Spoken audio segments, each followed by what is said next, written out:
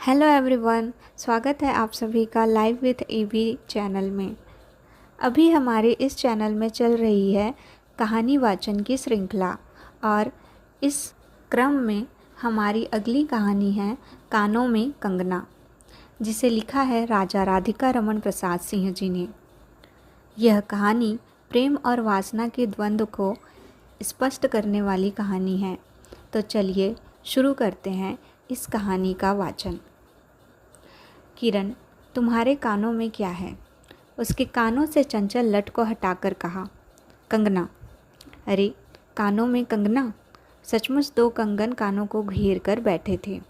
हाँ, तब कहाँ पहनूं? किरण अभी भोरी थी। दुनिया में जिसे भोरी कहते हैं वैसी भोरी नहीं, उसे वन के फूलों का भोलापन समझो।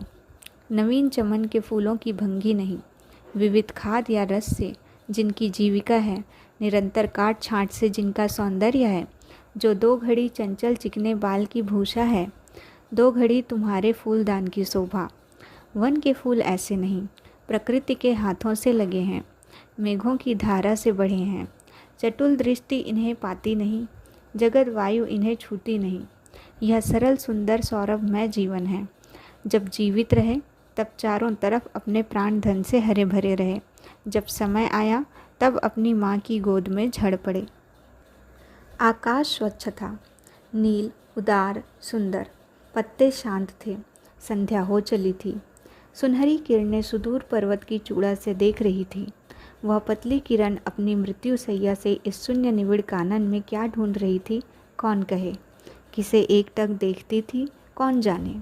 अपनी लीला भूमि को स्नेह करना चाहती थी या हमारे बाद वहाँ क्या हो रहा है इसे जोहती थी, मैं क्या बता सकूं। जो हो, उसकी उस भंगी में आकांक्षा अवश्य थी।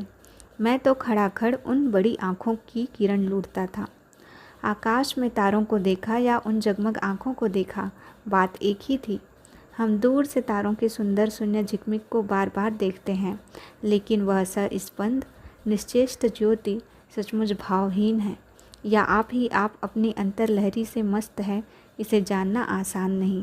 हमारी ऐसी आँखें कहा कि उनके सहारे उस निगूढ़ अंतर में डूबकर थाह लें। मैं रसाल की डोली थाम कर पास ही खड़ा था। वह बालों को हटाकर कंगन दिखाने की भंगी प्राणों में रह रहकर उठती थी। जब माखन चुराने वाले ने गोपियों के सर के मटकों को तोड़कर उनके भीतर कीले को तोड़ डाला, या नूरजहां ने अंचल से कबूतर को उड़ाकर शहंशाह के कठोर हृदय की धज्जियाँ उड़ा दी, फिर नदी के किनारे बसंत बल्लभ रसाल पल्लवों की छाया में बैठी किसी अपरूप बालिका की यह सरल स्निग्ध भंगिमा एक मानव अंतर पर क्यों न दौड़े। किरण इन आँखों के सामने प्रतिदिन आती ही जाती थी। कभी आम के टिकोरे से आंचल भर लाती, कभी मौल सिरी के फूलों की माला बना लाती, लेकिन कभी भी ऐसी बाल सुलभ लीला आँखों से होकर हृदय तक नहीं उतरी। आज क्या था, कौन शुभ या अशुभ क्षण था कि अचानक वह बनैली लता मंदार माला से भी कहीं मनोरम दिख पड़ी। कौन जानता था कि चाल से कुचाल जाने में, हाथों से कंगन भूलकर कानों में पहनने में इतनी माधुरी है, 2 टके के कंगने में इतनी शक्ति है। गोपियों को कभी स्वप्न में भी नहीं छलका था कि बाँस की बांसुरी में घूंघट खोल कर नचा देने वाली शक्ति भरी है। मैंने चटपट उसके कानों से कंगन उतार लिया, फिर धीरे धीरे उसकी उंगलियों पर चढ़ाने लगा। न जाने उस घड़ी कैसी खलबली थी।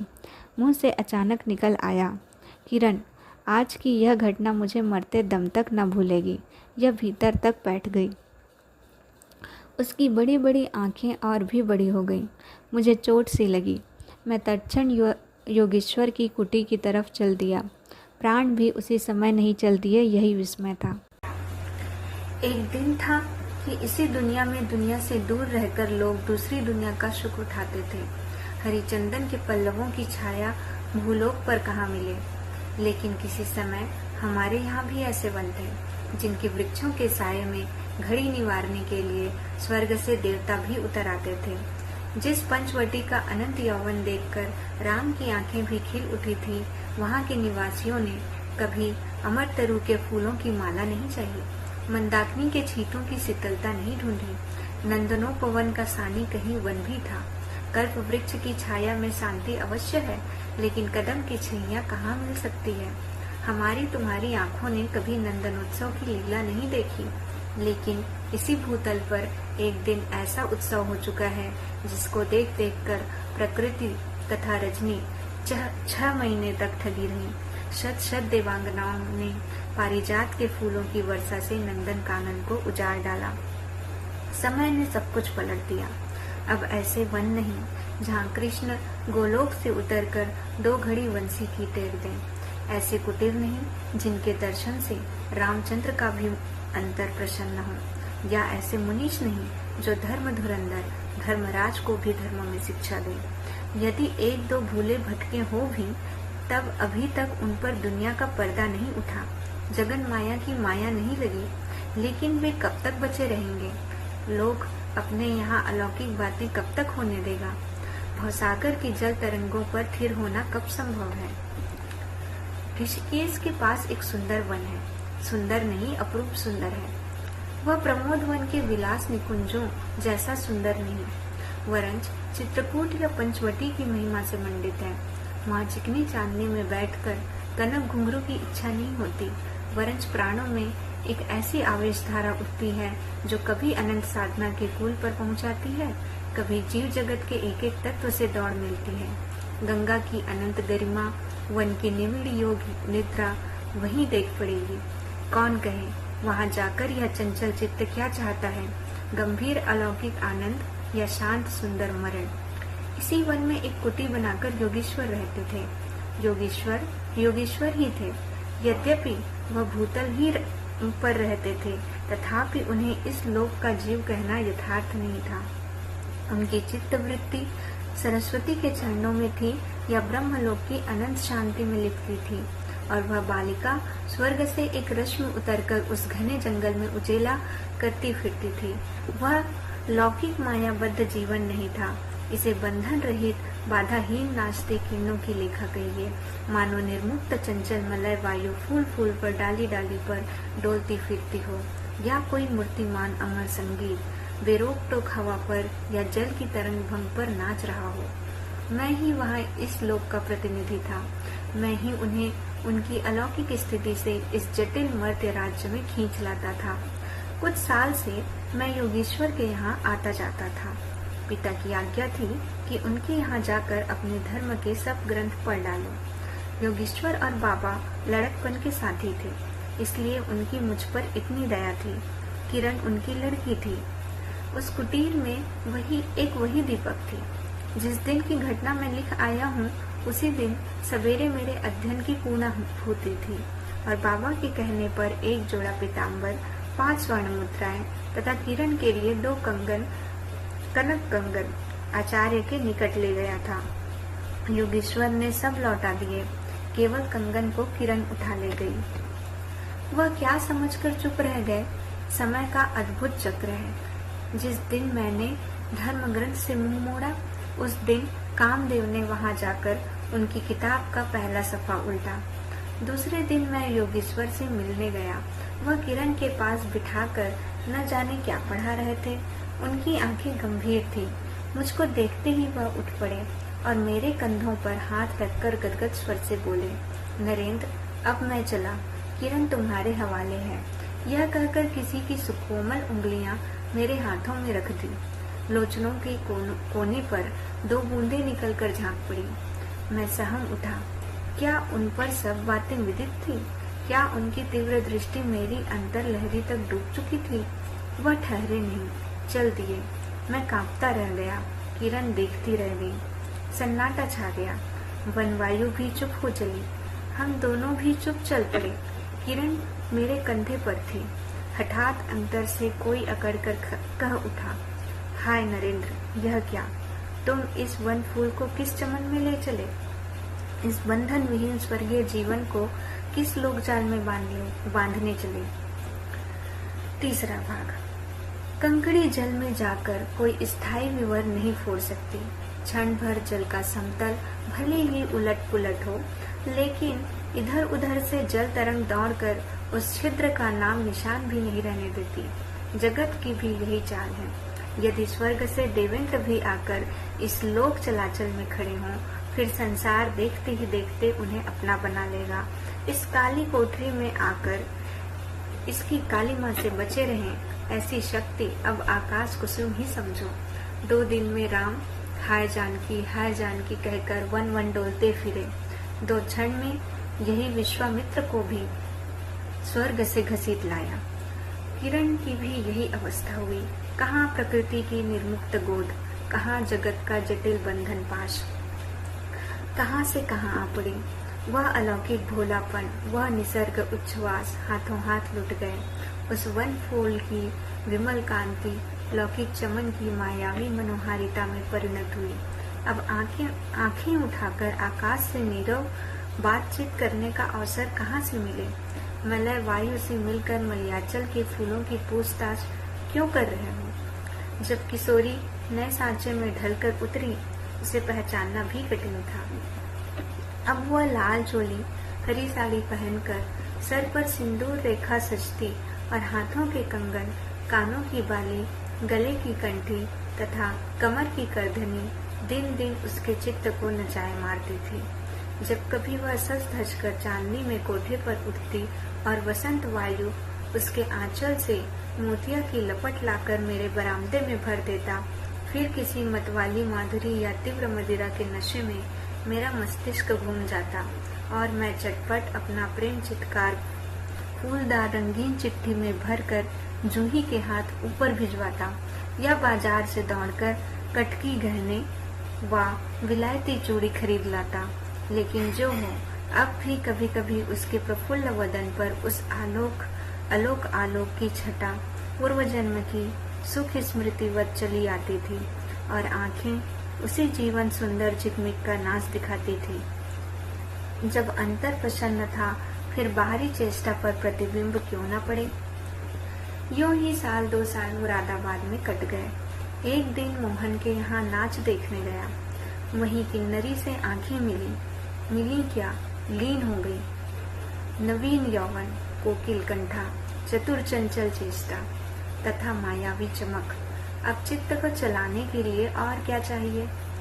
किन्नरी सचमुच किन्नरी ही थी, नाचने वाली नहीं, नचाने वाली थी।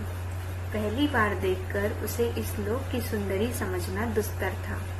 एक लपट जो लगती किसी नशाशी चढ़ जाती। यारों ने मुझे और भी चढ़ा दिया। आंखें मिलती मिलती मिल गई, हृदय को भी साथ साथ घसीट ले गई।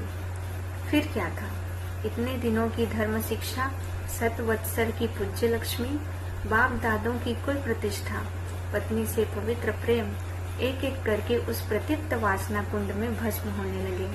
अग्नि और भी बढ़ती गई।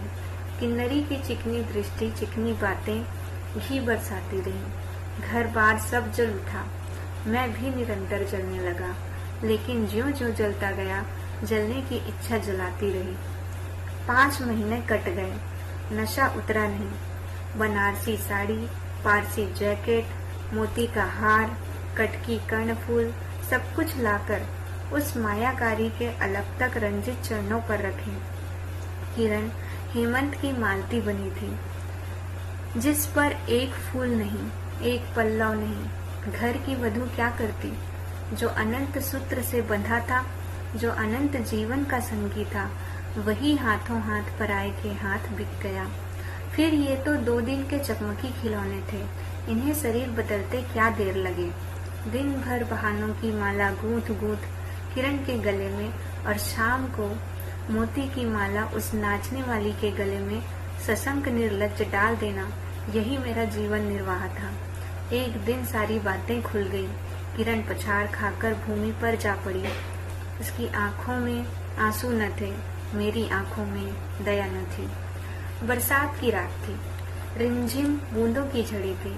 चांदनी मेघों से आंख मुंदावल खेल रही थी।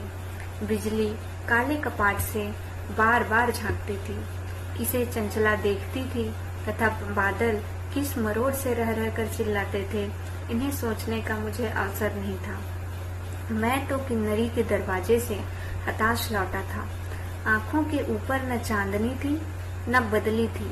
त्रिशंकु ने स्वर्ग को जाते जाते बीच में ही टंग कर किस तुक को उठाया और मैं तो अपने स्वर्ग के दरवाजे पर सर रखकर निराश लौटा था। मेरी वेदना क्यों न बड़ी हो। हाय, मेरी उंगलियों में एक अंगूठी भी रहती तो उसे नजर कर उसके चरणों पर लौटता। घर पर आते ही जूही को पुकार उठा। जूही, किरण के पास कुछ भी बचा हो तब फौरन जाकर मांग लाओ। ऊपर से कोई आवाज नहीं आई, केवल सर के ऊपर से एक काला बादल कालांत चित्कार के चिल्ला उठा।